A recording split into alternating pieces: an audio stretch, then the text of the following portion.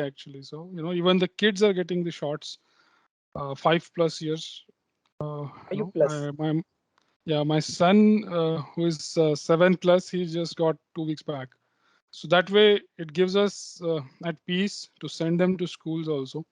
So it's not a problem. So that way it is coming back to normal. Okay. The travel restrictions are also slowly kind of being taken away with safety, of course, but yeah, slowly it is coming back to normalcy now. Yeah. Great, sir. Great. So here also the situation is almost good.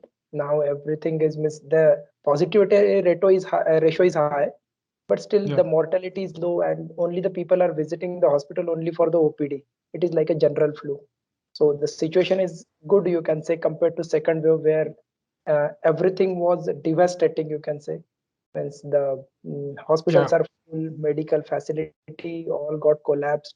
So now the situation is, means even the government is taking good initiative for this. So now everything is, means, on track, we can say. Though our campus is online, because since in last month government have given a circular that the colleges should be online till 15th of February. So till 15th of February everything will be online. So most probably after that I think that we have a physical classes. That will be really good. And yeah, you're right. Second wave was really quite atrocious, to be honest. So it's good that we all have kind of overcome it now, and things are coming back to normalcy there as well. It's really quite heartening to know. Yeah, I mean, everyone has a family back there, right? So we all were also quite worried about everybody, family, friends.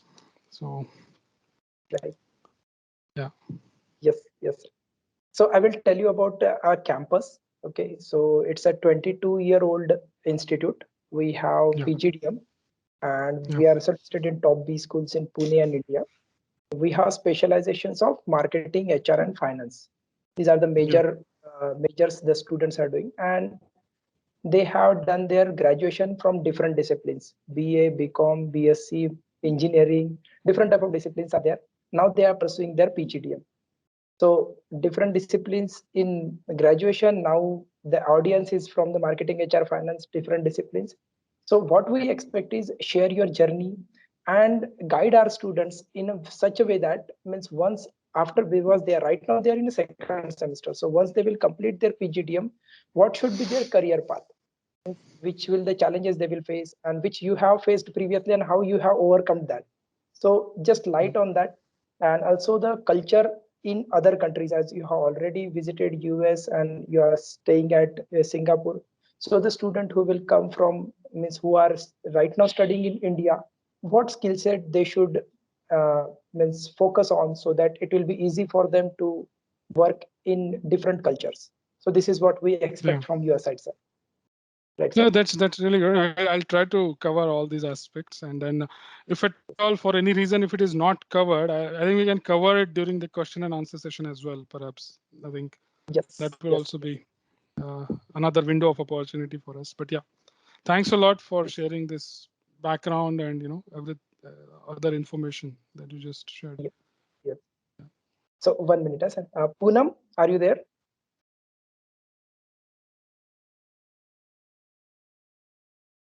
Sir.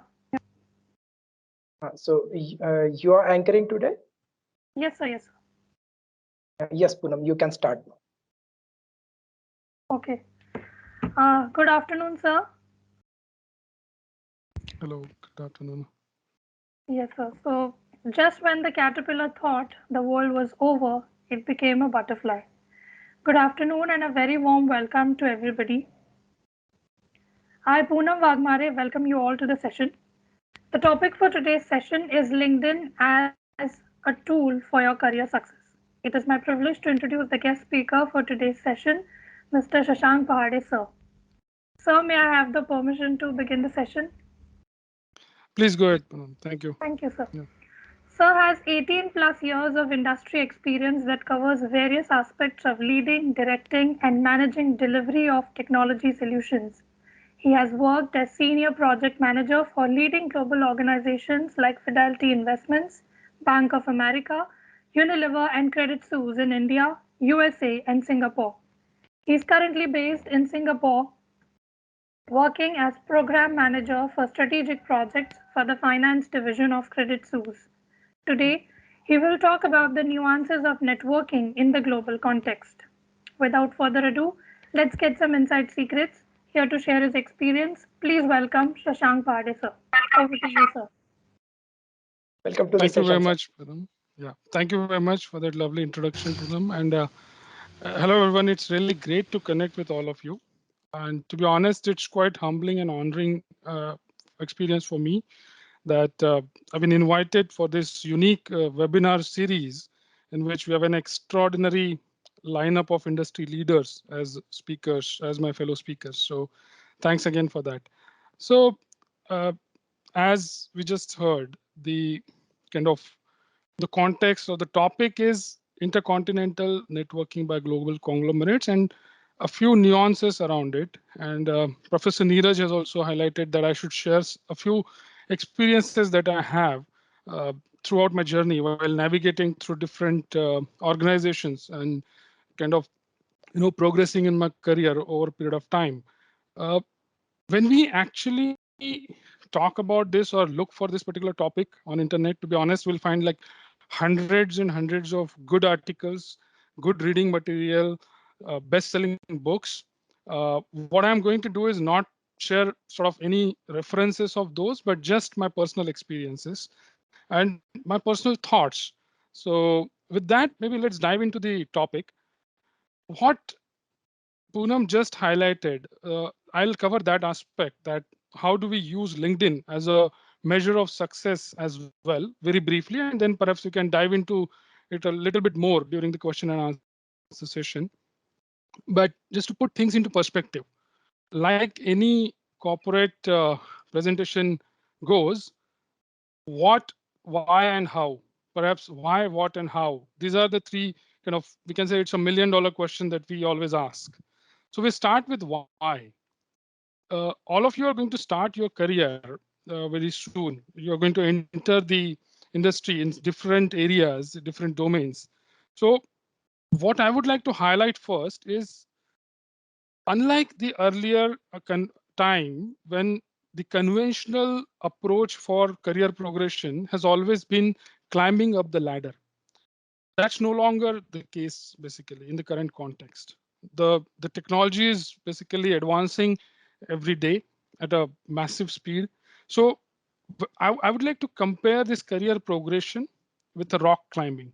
So if any of you are familiar with rock climbing, you'll know that like when you are rock climbing, you need to literally be on your toes. You need to sort of grab a hole there, grab a hole there, somewhere else, move up, sort of deal with sort of precedented unforeseen challenges.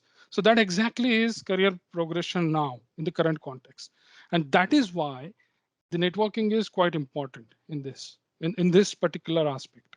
If we compare it with this kind of a daunting experience, what exactly need to happen? So you don't have to do anything sort of really, you don't have to change yourself by showcasing somebody else. You just need to be yourself. Succeed by being yourself means, let me share an example. If you are attending a networking event or any other event where people sort of hound you with different aspects of like whatever they want to sell to you or whatever they want to share with you, that's not networking. That is actually bad networking. You don't have to glom people with, or bombard them with information. You just have to be yourself. And how you do it is what we cover in the next sort of third pillar, is basically creating meaningful relationships, cultivating them. Really, it's all about people. It's all about humans. I mean, at any stage, at any level, wherever you are, as a fresher, as a somebody who is starting his or her career, or somebody who is a CEO of a international organization, it's all about human connections. It's all about managing your stakeholders in a certain situations. Your approaches may vary based on the situations, based on the personalities, but at the end, the crux of the matter is creating meaningful relationships. So with this context, perhaps maybe I'll go to the next section, where in this particular, section, I would like to share my own personal story, and in fact, I would tell another story, and you can see like how things really kind of change when you use your network, when you leverage your contacts, personal contacts, for your own good. So for me, basically, I started my career back in 2004, almost 18 years ago, with a company called Patni Computer Systems. It's no longer there, so you may not have heard about it. It's basically it got acquired by iGate, and iGate eventually got acquired by Capgemini. But back then, it was a very famous organization. Um, it was considered as one of the pioneers of India's software industry. So I joined them in Mumbai right after my graduation in engineering, basically. I basically spent roughly 2 years with Patni. Like any fresher, you try to sort of, get on the job, try to learn new things, try to sort of go to that extra mile to sort of showcase your strengths. So all those things you do, but at the end, the particular shelf life of that first job sometimes doesn't last for long. So what happened was back in 2006, I decided to move from my first organization and I joined TCS. So that is where I'll come to the networking part. How I went there is with the help of a consultant. I joined there in Mumbai, of course, because my base location was Mumbai. So this consultant, she helped a friend of mine to land in a job in TCS. So I just said, yeah, I mean, I am also looking for a job change. Can you help me? So I approached her. Her name is Jyoti, by the way. So she helped me, to kind of uh, to get into this new organization, of course, by forwarding my CV, by helping me with the interview process and everything. I spent roughly 6.5 years with TCS, in which 1 year was in Mumbai, and after a year, I was asked to move to US. So to be honest, I was as good as a fresher, right? Like with 3 years of experience. And my boss was a senior VP at that time. And again, I mean, I joined there as a developer, business analyst kind of a role, mixed role, where you kind of play the role of onshore or an on-site lead. You might have heard this term. And you kind of engage your team in your base locations to deliver some projects. So the person was quite, strict. To be honest, strict is the right word. And for us, it took some time to kind of get up to the speed, uh, understand what exactly is expected from us. It was quite a daunting task. So when I say what he expected us to do was basically, it was, it was not something that run of the mill thing that he expected. Like you come to office, you do your job and go. He said, no, you need to do more. You need to go walk that extra mile. You need to help me in presenting the strategy documents. You need to contribute in managing the budgets. So all those things at that time we thought, why are we doing it in the first place? But then now we realize, had we not been put through that challenging, that grind, we wouldn't have been ready for the next role in our lives. So what I'm trying to share here is it it's always, you don't have to label the person as a bad boss or a strict boss or somebody who is really giving you hard time. In a way, that person really taught us. I mean, when I say us, just like me, there were many other young professionals who were there in his team. So that experience really taught us a lot. Uh, to certain extent that we are still in touch with him. So his daughter got married last year, and we spoke to him. He even invited us for the wedding, and going to the extra mile. I mean, even after sort of I left his team back in 2012, still just about last year he asked me whether I, I'm looking for any change and whether I want to move to a certain location where another sort of senior director of his another friend who is looking for a new role. So that kind of a relationship is what you need to cultivate with whoever you are coming across, even if initially it could be challenging for you to establish that rapport with that person. So when I kind of spent roughly 5 years in US. There was some personal reason because of which I had to move back. And when I moved back, I thought for me it is time to basically switch role because I'm not progressing in my current role. I tried internally, but that somehow didn't work out. So I again, you know, got in touch with the same consultant. So how, you may ask, basically. So in this entire process of roughly 3 to 5 years, I never lost my touch with this person, Jyoti. Eventually she got married. She also moved to US. She joined her own different sort of an organization in US. But when you know, after even landing a job in TCS, after spending 5 to 6 years in TCS, I stayed in touch with her through LinkedIn, sending, you know, basic courtesy messages like somebody has a birthday, you wish him or her a happy birthday, happy new year. When I got to know that she is moving to US, I called her and told her a few things which could be considered as relocation tips. Stayed in touch with her, knew what is sort of, tried to know what is going on in her life in general. And when I decided to move to US, I kind of reached out to her, and by then it was as good as a friendly relations that I had with her. I requested her to help me. uh, how it helped me is I moved to moved to India from US back in, end of 2012, and within a month or two I had a, line of interviews, uh, basically lined up by with her help only. The same consultant helped me to get another job in summary. And I moved to Bangalore. I joined KPMG. We all know KPMG is one of the big four management consulting firm. So here my client was Unilever, by the way. So I moved to Bangalore. So coming back to the topic, the essence of, whatever I'm sharing is, don't lose your touch with people through any form, through any channel. You can stay in touch with them, and you don't have to really do something extraordinary to stay in touch with them. You just have to be diligent and disciplined and be yourself, as I said earlier.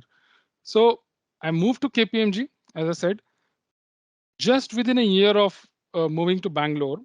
uh, I basically got a call from a senior who was my senior in my engineering college. That person was working in JP Morgan at that time, and he had a certain friend in Credit Suisse who was looking for a project manager in their organization, but that was a contract role. So I basically had a, I mean, how did I get a call from this person again? Because I was in touch with this person even after leaving college. Even after leaving college, myself, I left in 2004 and that person left in 2002. So I was still in touch with him for continuously for those 9 years. um, he called me. He told me that there is this particular role with CS. Even though it is a contracting role, I think that you should seriously consider it. You have a good experience of the finance domain, and this is a Switzerland-based organization. It's a global kind of a financial institute. So why don't you consider it? So then I said, okay. I mean, it will be good to move back to the finance domain. The particular reason for which I moved back to India, my personal issue, that has also been sort of sorted. So why not give it a try?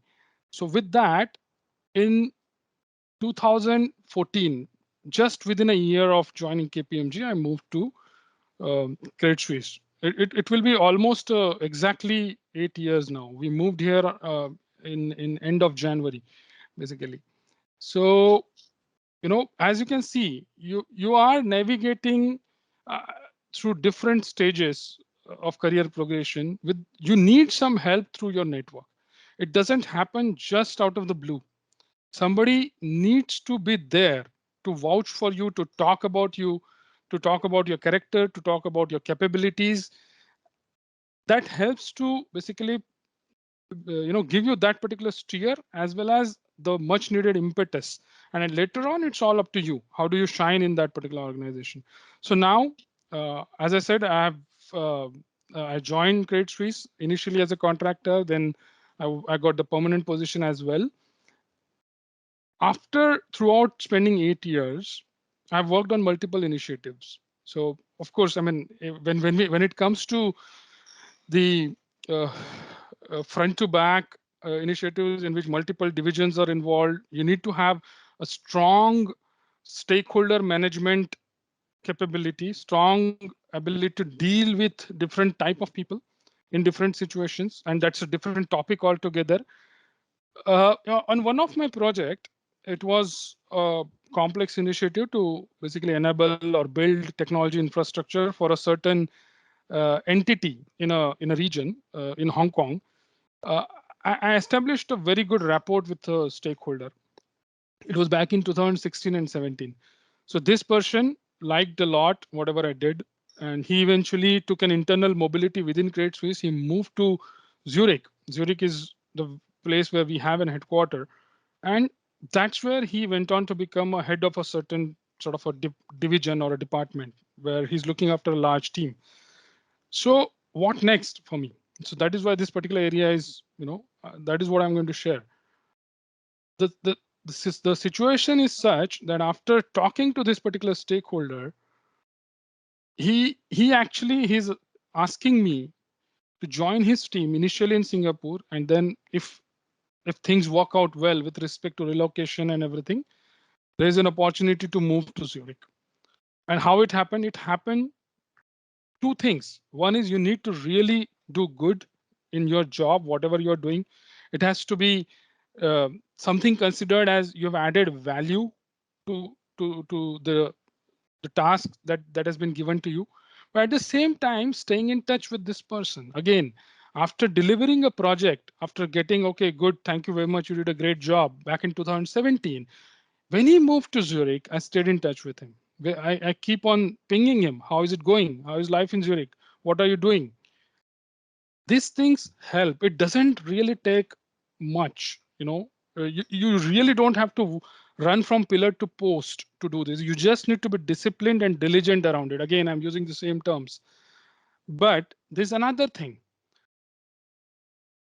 Throughout this, entire process, when I had a catch up with this person, when he started approaching me, at the same time, one of my LinkedIn contact with whom I kind of connected with in a event, in a networking event organized by Project Management Institute in Singapore. There's an institute called Project Management, PMI, and they have a chapter in Singapore, pretty much in every country. And there, this person spoke.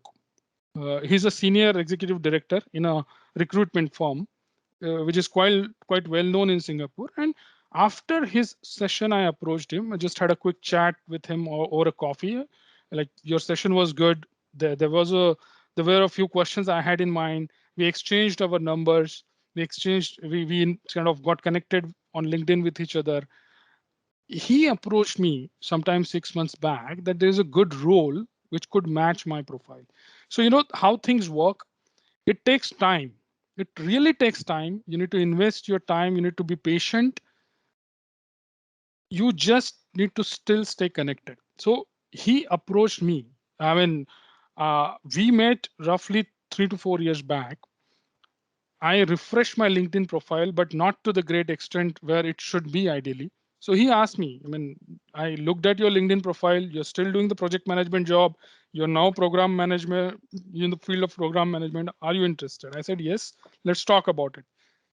Then we basically went ahead. So these are the two things that I have, to consider now for my new role. And sometime in Q1 2022, I mean, it remains to be seen where do I land. So that is about me. Again, constant networking, constant staying in touch with your fellow colleagues, with your seniors, with your stakeholders from the business, with everybody in the industry, to be honest. Now, let's move to another story, which is kind of a similar story, but it's a story about a lady. Her name is Celia. Uh, Celia basically is a Singaporean, and it's a true story, by the way. I mean, she was from my team when I joined Credit Suisse back in 2014. Celia was part of my team. So she joined Credit Suisse right after her university. She is a graduate of National University of Singapore, and she joined as an intern. And when somebody joins Credit Suisse as an intern, they are moved from one department to other department in every 6 months, initially for 2 years. So between 2012 to 2014, she worked in 4 different departments, 6 months each. And her last kind of a deputation was with us. And that's how I got to know. She used to help us in different project administration activities, small analysis work, or different, of course, delivery oriented work, but at a smaller scale. But she was quite enterprising. I mean, she is quite enterprising, to be honest. And then what happened was, back in 2015, we got to know that she has joined Standard Chartered Bank as an assistant manager. So had she been with Credit Suisse, she would have been under a certain designation called employee non-exempt officer. It's quite a very confusing and long designation or title, but she was not happy with that. So what she did was, from the first project that she did back in 2012, the manager of that project had moved to Standard Chartered Bank. She approached that person and got herself a job there after spending roughly 3 years in Credit Suisse, 2 years as an intern and 1 year as an ENO. And by doing that, she got herself this particular promotion. So this particular title is considered one step up than that particular earlier CS title. Again, her journey is quite interesting and challenging, to be honest. I mean, at the end of this, when we reach this last final leg, you'll realize that within 2 years, I got to know that Celia is coming back to Credit Suisse in another division altogether, where not just finance IT, she had worked with finance IT earlier, but while working in finance IT, she had also good connect, and she had left her impression on a certain stakeholder with her deliveries, and she was in touch with that person. And finance business operations, this is the kind of a place or department in which she joined. So she is constantly moving her domain. She's constantly, and here her domain was also different. It was something to do with compliance. So finance, IT, basically core technology, then compliance, and then now business operations, which is, you need to be you need to have that appetite to accept that kind of a change. It is really a steep learning curve when you join a new team, first of all. And if it is an uncharted, unfamiliar territory for you, you need to really toil hard. And she was ready to do that. So her hard work paid off. If you can see, at every move, she's taking a promotion, as good as a promotion and as good as a great learning opportunity for herself. She again moved to 2000 Standard Chartered in SCB. So she's just moving between the two organizations, as you can see, and this time with the help of another stakeholder in Standard Chartered. So you may consider, what about loyalty? What about your, doesn't it? I mean, is it not considered that if you have, like, if you keep moving in between such a short period, I mean, does it not reflect badly on your CV? So I would say to some extent yes, but then in her case, the consistency is there with respect to kind of just roughly 2 to 3 years, so, or 2.5 years. If you really move within like months, then it definitely looks kind of bad, or it looks it's considered as kind of a negative aspect, unless you have really strong justification that why are you moving. And in her case, she has a justification that she's getting another great opportunity to extend her canvas, to basically get into a new role, completely learn new things, learn new domains. Now the most interesting part is, after spending roughly 3 years or 2.5 years in Standard Chartered, I find her back in Credit Suisse now as a VP. So it's a very aggressive career progression path that she has kind of been able to achieve. And how it happened, that's another interesting kind of a thing to know. Here, she has joined the regional CFO office, the Chief Financial Officer's office, as a VP, assisting a senior director, you know, whom she had in touch with CS all along. Even when she was not in CS, when she was in CS, she was a part of this particular group called Credit Suisse Singapore Women's Network. And these guys organize quite a lot of different kind of events, talk shows in which everybody participate. I also have kind of joined those sessions. They're really good. But Celia was basically running the show whenever she was in CS on this particular forum. She anchored it. She kind of did a lot of volunteering work around it, and it is all something which is outside her business as usual or BAU scope.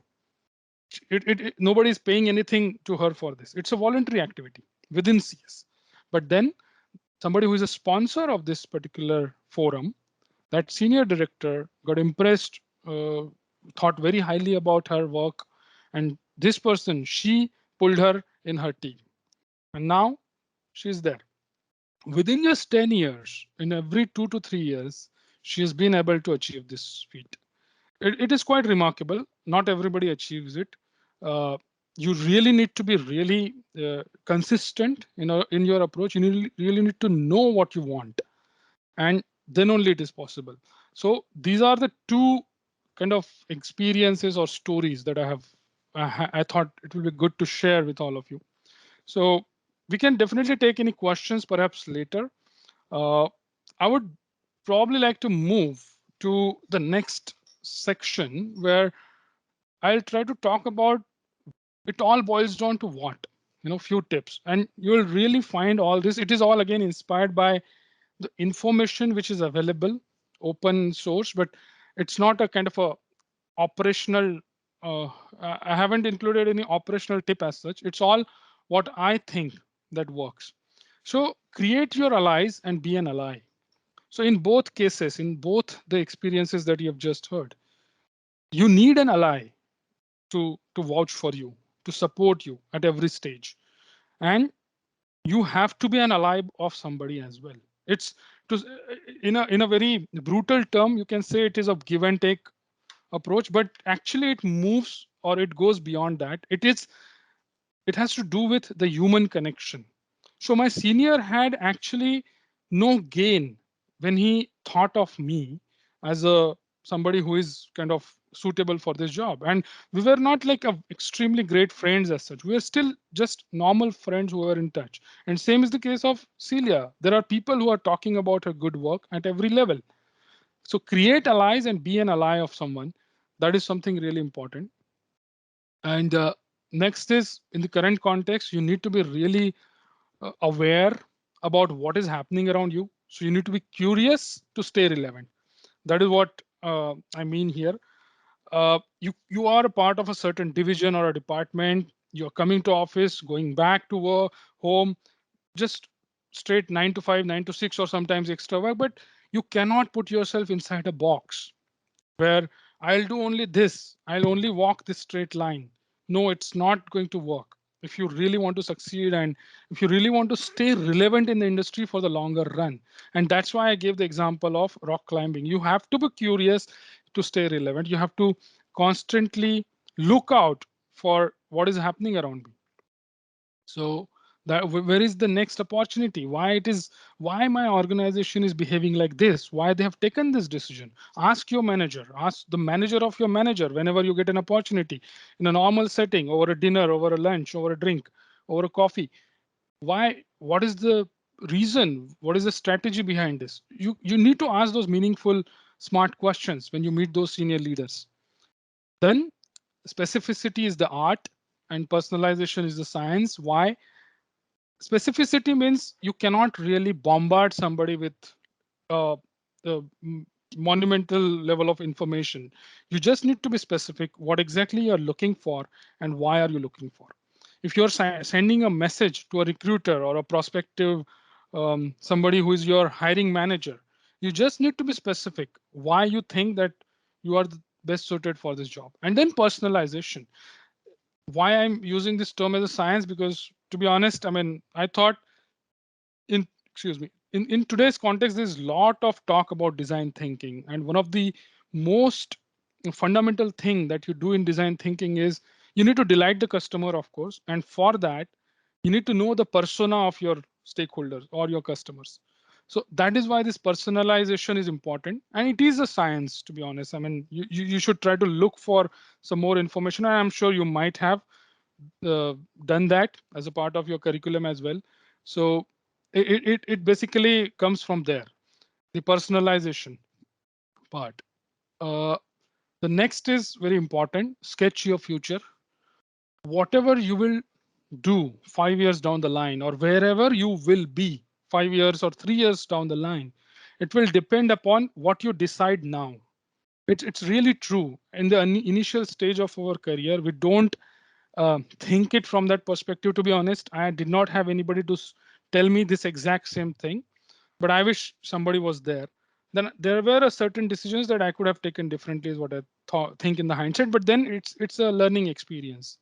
Sketch your future means you really need to know what you're looking for and what you need to do to be there. And what is your in your hand is basically taking those small steps to to sort of go for it. Now at the end, everything is not in your control. If you want yourself to be, say, in the US or in UK 5 years down the line, but if this particular pandemic situation extends, and for God forbid it should not, but then this entire situation itself has put a hold or a break on people's movement, right? So relocation is absolutely not possible. So have something which is tangible, which is what you can, which is viable, which is feasible, and then work towards it. That is what I mean. Wherever you want to see yourselves 3 to 5 years down the line, you need to sketch that now. That is what is required. Take the initiative, of course. We have seen example of Celia, where she has really toiled hard to make that Singapore Women Networks events a success. She used to invite industry speakers, great entrepreneurs, women entrepreneurs from the industry within the region, within the Southeast Asia, to talk and organize various events. And she really used her network for that. She sometimes used to give me some work around it. Can you do this for this if you have time? So you need to really approach people whom you trust. So take the initiative and go for it. And most important is, at the end, invest in yourself. So it just doesn't restrict itself to the professional level. What I mean by investing in yourself is basically holistically. You need to consider about your family. You need to really enjoy those small moments of fun that give you pleasure, those small happy moments with your family. Your mental health is also equally important. You cannot just ignore that part, even though the competition is cutthroat. But whatever you do, at times you may slog for hours. You may burn midnight oil to sort of deliver a certain project, but you need to ask yourself to what extent it is successful or sustainable as well. So invest in yourself holistically, and it is possible if you focus on consistency. The secret sauce is consistency. Definitely, if you read a motivating book, you will feel motivated. There will be adrenaline rush, and you'll do a certain thing. It just basically like an exercise. Somebody wants to lose weight, and you really lose weight over a period of time. But for how long you can continue, that matters. If you again go back to your original habits, you are bound to gain weight. So you should do a few things uh, that are basically going to keep you moving, and that involves your personal life as well. And at the end, everything has to be summarized in just one aspect. It is, make your working flow as a learning flow. uh, what I mean by learning flow, I mean, find out or carve out at least some time every day to learn or read something new. Or you all are familiar with some certifications, and I know that there was a session on cloud technology earlier last week by another fellow speaker. So for me personally, cloud is something new, to be honest. And I know I've never worked on a cloud project, but if I don't kind of acclimatize myself, familiarize myself, learn few things around cloud, I will not survive. I will not be able to progress. So carve out that small snippet of time that small, in small pockets, try to learn anything new, anything that excites you. I mean, cloud is just an example. You can follow your or pursue your own interest, whatever that sort of gives you happiness, wherever you want to lead your career towards. So make your working flow as a learning flow, because you will have to keep working. There will be deliverables assigned to you. There will be deadlines that you will have to meet, and that is going to be there at all times. It is a never ending thing, and there is never a good time when you say, I will start after this, I will start after this is done, I'll start after this is done, unless of course you are facing a really big challenge which can be detrimental to the health or some family issue or whatever. But in general sort of a setup, you can do it and you should do it, is basically uh, what I mean by that. So that is what it all boils down to. And it's all at a personal level. What we covered so far is all personal level. But now, since the topic also talks about uh, the global conglomerates, as in, so we also need to consider something that is at a macro level. When we say macro level, something that really kind of has an impact on society, something that really has an impact on large number of people. So at an organization level. So around it, maybe briefly, I'll try to share a couple of stories. So this is a photograph of a ship called Empress of India. And back in 1893, to be precise, in May 1893, two great minds had a chance encounter on this ship. One was Swami Vivekananda and the other was Jamshedji Tata. And we know Jamshedji Tata is the founder of Tata Group. So Swamiji, as we all know, he was a very elevated soul, and he had a lot of wealth of knowledge from the wisdom. He shared it all with Jamshedji. Jamshedji was extremely influenced by his thoughts. And the most prominent thing that Jamshedji took away with him after this particular discussion, this chance encounter that turned into a good long discussion, that Swamiji's message that we must have a very unique, large world-class university in India, which will do some research in the field of science. And that thought stuck with him.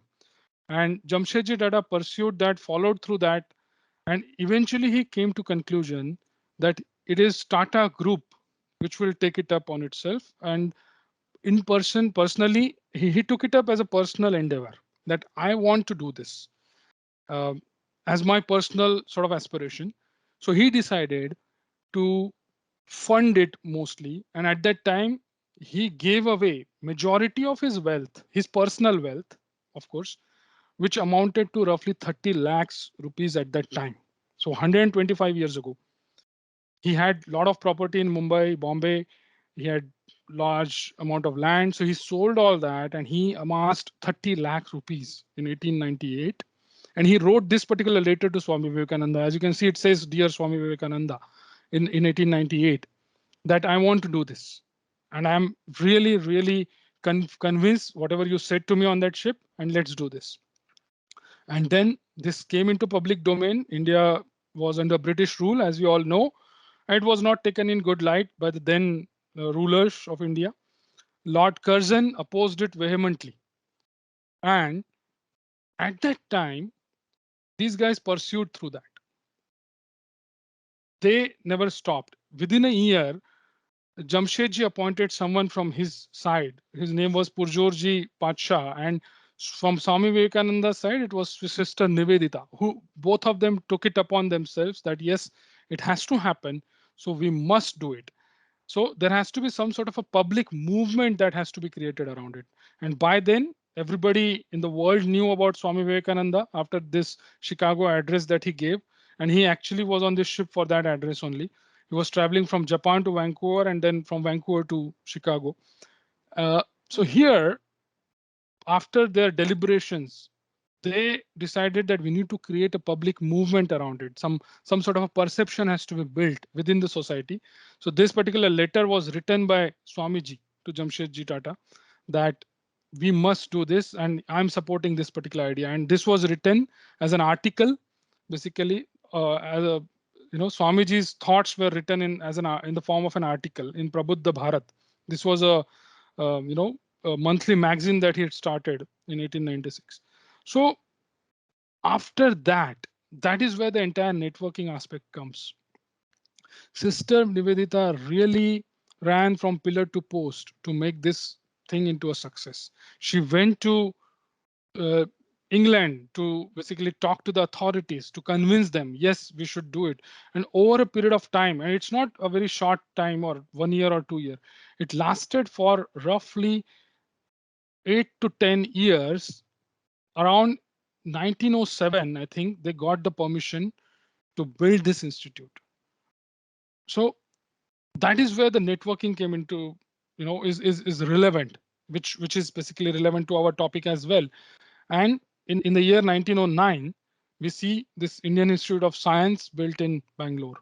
So, you know, this is what networking does at a macro level.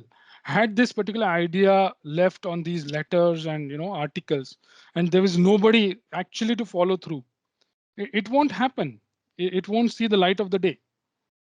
These people, Purjoji Pacha and Sister Nivedita, they did massive amount of lobbying, and lobbying is not easy. You need your network to work for you, and it is a daunting task. And why I'm sharing it is, even though all these may, we may find these all are really rhetorical kind of a things, or it's once in a lifetime kind of an example, but then who knows, you may also come into a certain situation where you may feel that, yeah, I mean, why should I really follow this? Really, I mean, does it really make any sense? But no, I mean, great things happen with this, consistent efforts. That is what the learning is there. And you need to leverage your network very well for this. Yeah. Anything anybody wants to share, or should I continue? Sir, once your presentation is over, the student will ask the questions on that. Yeah. So I just want to share a couple of more stories. Yes. Again, another macro level example. We all know who these two gentlemen are. The person on the right of this screen, Mr. Warren Buffett, chairman or founder of Berkshire Hathaway, and Mr. Bill Gates, both very, I mean, of course, the wealthiest people on this planet. So how networking is related between these two? Back in 2006, July 2006, Mr. Warren Buffett announced that he is going to basically give majority of his wealth, roughly 90% of his wealth, for charity work. And usually what happens is these people, they start their own trust, and that trust runs, and then it creates a legacy for themselves. But this person didn't do that. He said he's going to synergize with, he's going to join hands with an already existing setup of Bill and Melinda Gates Foundation. So he's going to basically channelize all his wealth that he's going to use for charity. He's going to actually give it as a donation to this existing trust, which is run by this person. So he doesn't want, to be honest, I mean, he's just joining them as a trustee advisor, but he did not create it for himself as a separate trust altogether. And if you look at it in the hindsight, everybody was taken as surprise. How can he do it? I mean, he has a chance to create a legacy for himself, a name for himself when he's gone. So it all starts with the personal bond. The answer lies in the personal bond that these two people share, and how these two people met. They met back in 1991, sometime in June 91, over a dinner. This dinner was organized by Mr. Bill Gates' mother, Mrs. Mary Maxwell Gates, and she used to organize such dinners for the well-knowns of the society. And she invited Mr. Buffett to one of the dinners, and then she called her son, asked her to join for the dinner, and he said, "To be honest, I don't want to meet him. He just buys and sells piece of paper, and there's no real value add. Why should I come?" So he was not interested, to be honest. So, and again, the mother insisted. He, just to respect his mother's word, he said, okay, I'll join. And he thought that it will be a really boring session. I mean, I don't know why I came here just for my mother, but then Within few minutes, he realized that no, this person asked him those questions about Microsoft that nobody has asked him so far over a period of say 10 years or so. And he was really impressed with the knowledge, the approach, the depth of knowledge this person has, Mr. Warren Buffett. And they developed instant connection between themselves. And it was again a chance encounter back in 1991. They also found out that they both have the same passion of a game of bridge. Bridge is a card game, basically. I don't know how to play it, by the way, but it's a very famous card game. And they kept on meeting with each other after this over a game of bridge. And most of the decisions around, say, finances or the business of Microsoft corporations or the Berkshire Hathaway, they discussed on that openly with each other in confidence. And eventually they developed such a bond within themselves that Mr. Buffett is ready to kind of give away his majority of his wealth to somebody who is 25 years younger to him. So that is the beauty of networking. And that is why, I mean, connecting back to what I said earlier, it's all about maintaining meaningful relationships, cultivating, creating, and maintaining meaningful relationships. It's all about human connection. And that is why I gave this example of somebody who's a CEO or somebody who's a fresher. It doesn't, the mechanism is same. Your approach may be different based on the situation, based on the personality. So that is about this particular example. And lastly, at a macro level, before I actually explain what this photo is all about, little bit of background. Back in 90s, so now you might have heard a term called agile or agile leadership or agile delivery approach or something like that. And there are multiple frameworks in place for agile. Back in 90s, there were a lot of pioneers who were working on agile. I mean, they all had their own framework like Scrum, Kanban, extreme programming, disciplined agile, and they were applying it in different industries: construction, civil engineering, research, and mostly in the IT. But they all knew that something is missing. So those pioneers or those leaders of that time, the agile, those people who were following agile, they all caught up at this particular place. This is a ski resort called Snowbird Ski Resort. It is in Utah. Utah is a state in the US, and in that state there is this ski resort, and they caught up back in February 2001 for 3 days, and they deliberated. And it was basically a conference that they all organized together collectively. They networked on that particular at that place, and at the end they all. So this is a kind of a photograph basically from that event, and it is available on their website called agilemanifesto.org. They came with this particular conclusion. So this is the crux of what they're saying after these 3 days of deliberations that they had, that they built Agile Manifesto for software development. And you can actually visit it. This particular thing, this concept has taken the entire industry by storm, especially the IT industry. Anywhere you go, if you are joining a bank or a organization, a technology organization or anything, specifically if you are in IT or even if you are not in IT, you really need to know a few things about this concept, Agile. So it will be still worthwhile for you to visit this website. It is considered as a Bible for somebody who wants to adopt Agile. So the bottom line is this particular networking that has happened over here, it has basically changed the perspective of pretty much everybody in the industry, right? So it has impacted, the kind of impact it has had on industry is phenomenal. And that is why we need to take every aspect of networking seriously at an individual level. When we are in the organization, when we are with someone else, by not overdoing it, by not overthinking about it, of course, but by being yourself and by focusing on what is basically, the value add I can do to be an ally of this person and make this person as my ally. So that is what basically it sums up to. Uh, this slide is pretty much what I've covered as a to sum it up. a chance encounter or a meetup or a casual connect. It is a networking opportunity. You set the vision, you visualize your success. So I don't have to kind of again talk a lot about it. It's pretty much self-explanatory. Uh, you onboard your committed allies, you follow through, you don't give up, you don't basically just leave it that it is not going to happen automatically. It's not going to do on its own. It's not going to run on autopilot. You need to do it for your own sake and reinforce the commitment. Reinforce the commitment is important. In the case of Jamshedji Tata, it took 10 years really after he made his mind. And another interesting fact was Swami Vivekananda died in 1902. Jamshedji Tata died in 1904. They did not live to see ISC basically taking basically coming to existence.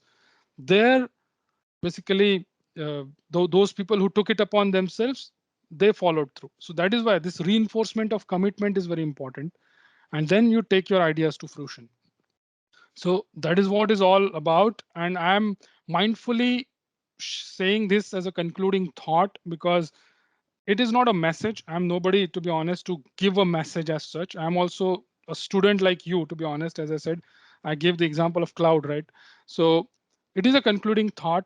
But why I'm sharing it is because it inspires me a lot. For me personally, it inspires me. So these are basically two things that I would like to share. Our mind is our best friend and the worst enemy. And if you can't fly, run. If you can't run, walk. If you can't walk, crawl, but just keep moving. And of course, these are not my thoughts. These are the thoughts that inspire me at all times. I share it with my friends, my family. The first one is from the Bhagavad Gita. And the second one is a quote by this extraordinary gentleman here who has inspired many lives, Martin Luther King Jr. So with that, perhaps let's conclude this sort of a talk and we can move to the question and answer session maybe. Thank you very much. Yes, Thanks a lot. yes, sir. Thank you, sir. So, dear students, you can ask the questions now.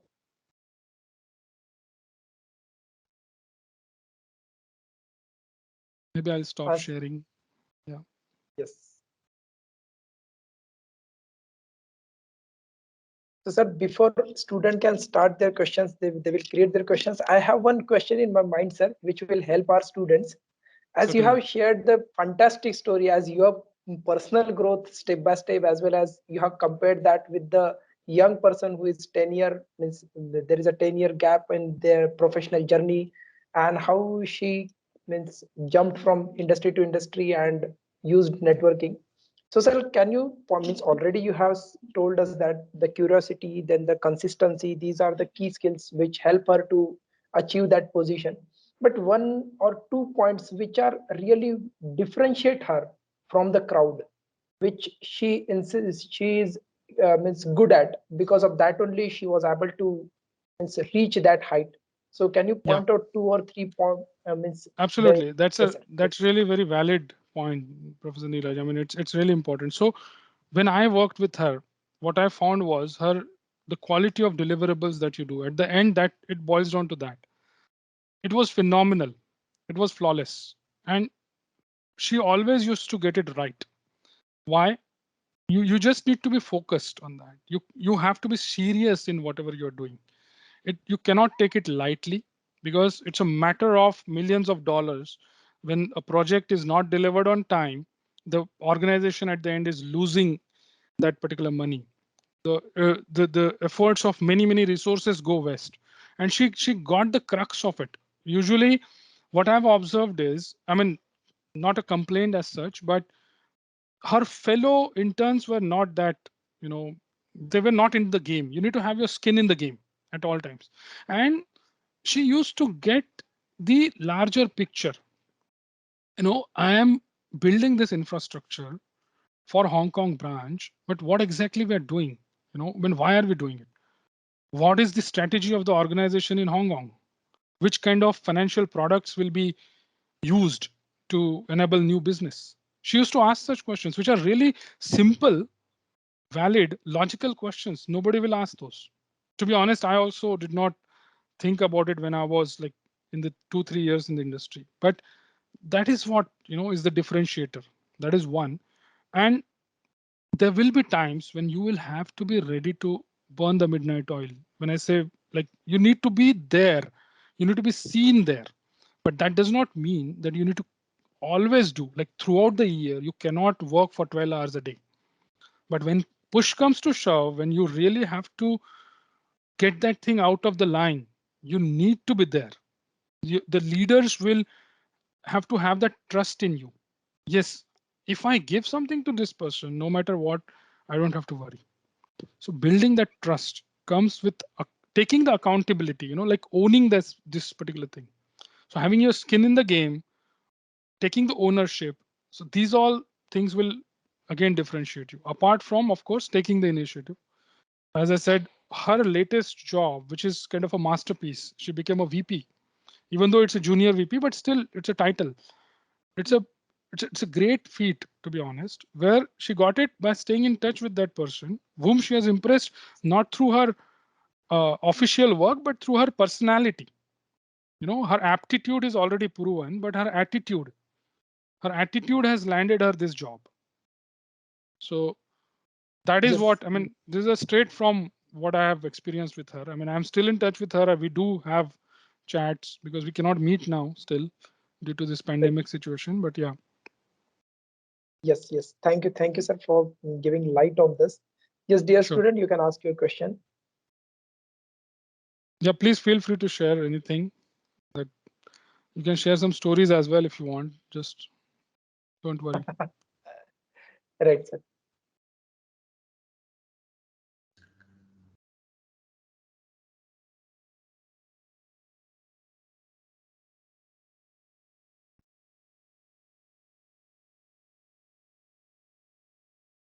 Yes, Diksha, you can ask your question. Yeah. A very good afternoon, sir, and thank you so Hi. much for such a great stories, such an inspiring session. Sir, just as you have mentioned in the session that we need to sketch our future, our goals, and we need to look for it. So, as from your career, you were from science background, from maths background. You have been through finance background. So, from very starting, did you have thought about it, or how we can say that from today itself we can go in the future and make a mindset and judge on it like, yes, I want to be this after 5 years, because there Yeah. are many platforms where we as a youngster used to get diverted, and there are many new things are happening in the scenario which we need to adopt to achieve our goal. So sketching a career right now on very beginning, so don't you think that it would be very initial stage for us to set? I know it is really nice that one should set their goals from today itself after 5 years what they want to be, but yes, as you are also from science background, then finance, then many more progress. So sir, how you have designed it for your future, how you Yeah, have sure. I sketched? mean, it's a great question, to be honest. And then what you have highlighted is a valid point, that there is a multitude of information available, multitude of career tracks from different background, and then somebody who is not from science background, for example, and still wants to pursue a certain career, it will be a bit of an uphill battle for that person. But you know, at the end, it all comes to what you want, to be honest. So when we say career is a ongoing process. It's a very long process. What I meant by sketching your future is perhaps you can have a horizon of say 3 years. 3 to 5 years is a kind of a reasonable time span to think about, because the industry that we are in, it constantly changes itself. There are new things to learn, and you'll have to adapt to this particular situation wherever you are. So how I in general did is, I was not from finance background, by the way. I was pure, I mean, my stream was electrical engineering, and I joined the IT industry, of course. But over a period of time, I mean, most of the work that I had to do was around finance. So I initially started as a developer, then moved into business analysis. And in that business analysis space, I really had to learn quite a lot of new things. I mean, that was, to be honest, came as a little bit of a shock to me that, oh my God, so many things to do now. But then take it one step at a time. Ask for help to your seniors. Spend some extra time to learn. So those things everybody has to go through if it is something new to you. And same will apply to you. If you do not sort of know what exactly you want to do, it is really high time that you figure out. That will really help you.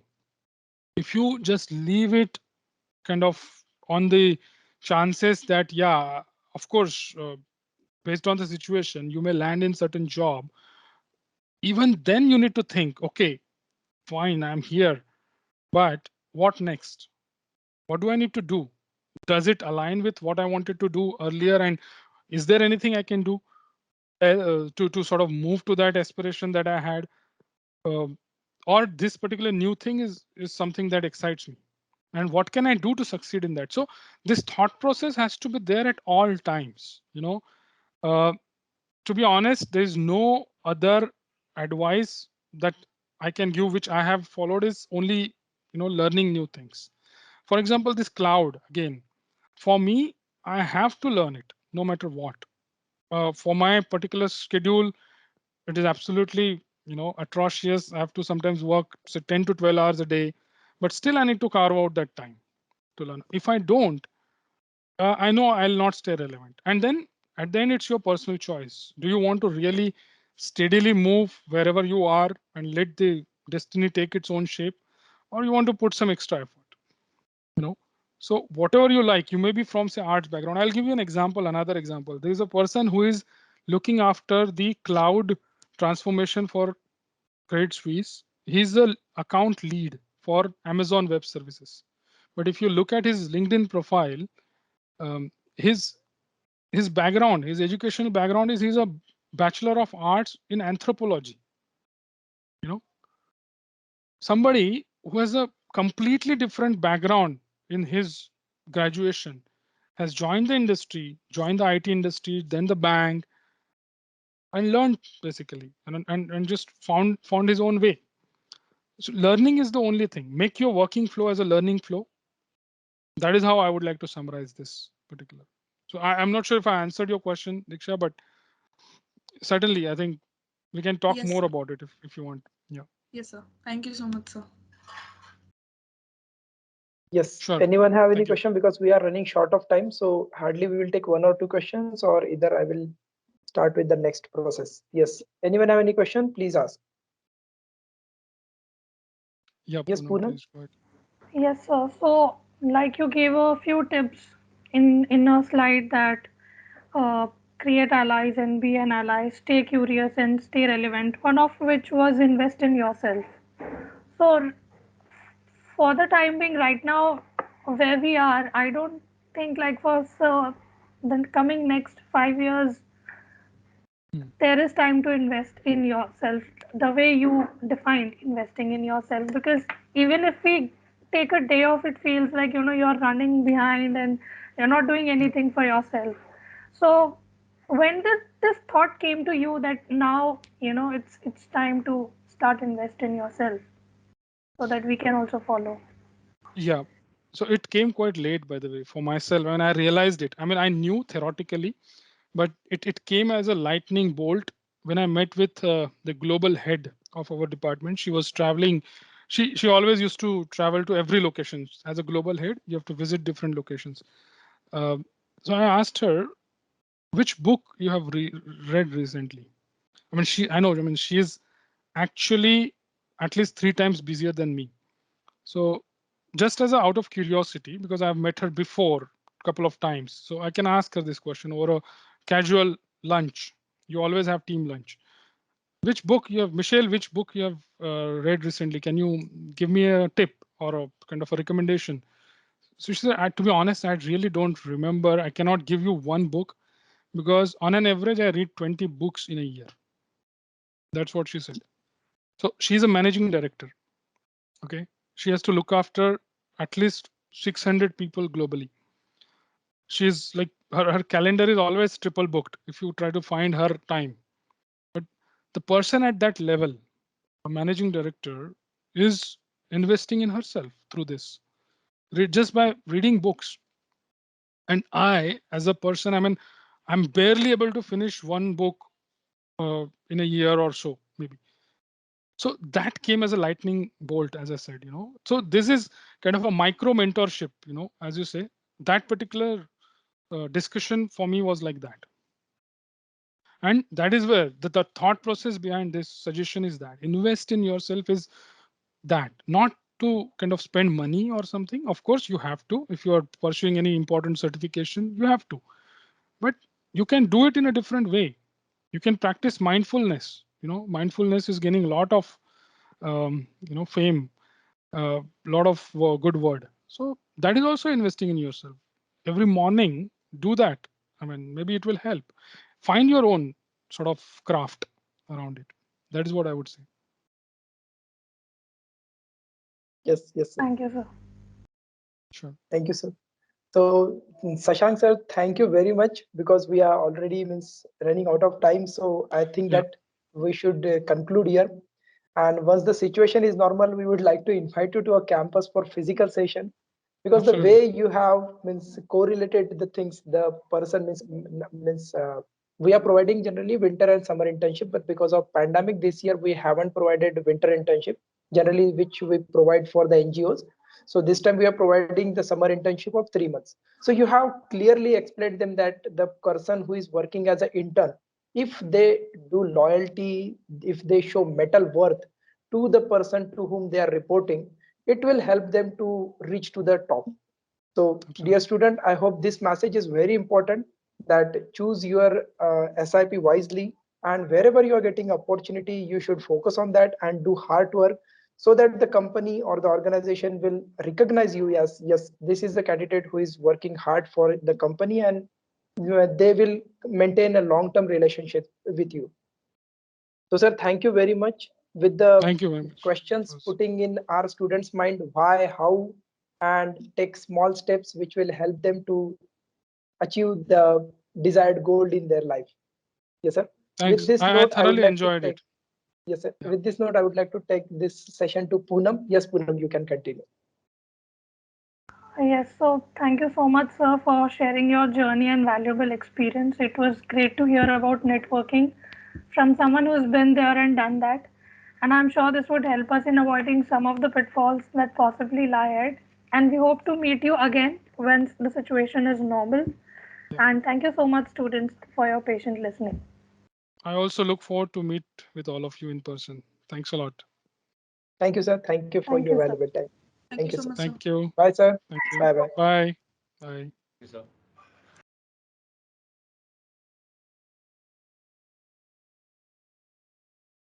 Dear student, join next session on time.